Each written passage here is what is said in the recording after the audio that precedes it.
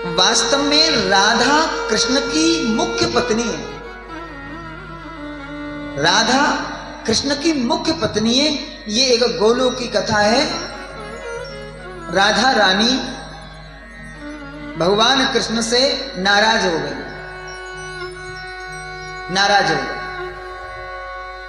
भगवान कृष्ण मनाने गए और श्री दामा भगवान का नित्य सखा है, तो श्री दामा को साथ में लेकर भगवान राधा को जब मनाने गए तो खूब मनाया, लेकिन राधा नहीं बोली और थोड़ा अपमान कर दिया भगवान का। भगवान निराश होकर चले आए तो श्री दामा बोले, राधा तुमको बड़ा घमंड हो गया, मेरे मित्र कृष्ण का तुमने अपमान किया, ऐसा आपको कदाचित नहीं करना चाहिए। राधा बोली, पति पत्नी का झगड़ा तुझे क्या पड़ी, तू क्यों बोल रहा है, तू क्यों पक्ष ले रहा है बीच में। तो राधा गुस्से में तो थी, उसने श्राप दे दिया, बोले जा तू राक्षस होगा। श्री दामा बोले, थोड़ी सी बात में श्राप दे दिया, जा हम भी श्राप देते हैं कि तू कृष्ण का वियोग सहन करना पड़ेगा तुमको।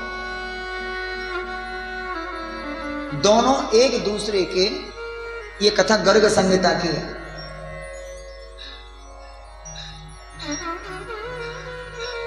दोनों एक दूसरे के श्राप से दुखी हो गए और वो दोनों ही भगवान की शरण में आए। भगवान ने कहा चिंता न करो। श्री दामा से कहा कि तुम एक अंश से राक्षस तो बनोगे, एक अंश से राक्षस तो बनोगे, परंतु एक तुम मेरे सखा भी होंगे। तो श्री दामा ने पृथ्वी लोक पर आकर एक राक्षस का वेश बनाया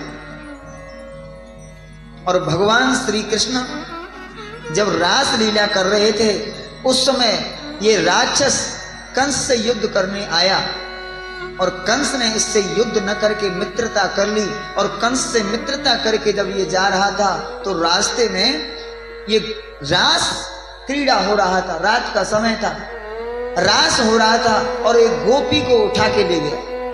और जब सखियां ने शोर मचाया तो भगवान ने उसको पकड़ा, उसको मारा और उसके मारने से उसके शरीर से दिव्य ज्योति निकली और भगवान में वो श्री दामा में समाई, जो श्री दामा नित्य सखाते भगवान। ये गर्ग संहिता की कथा।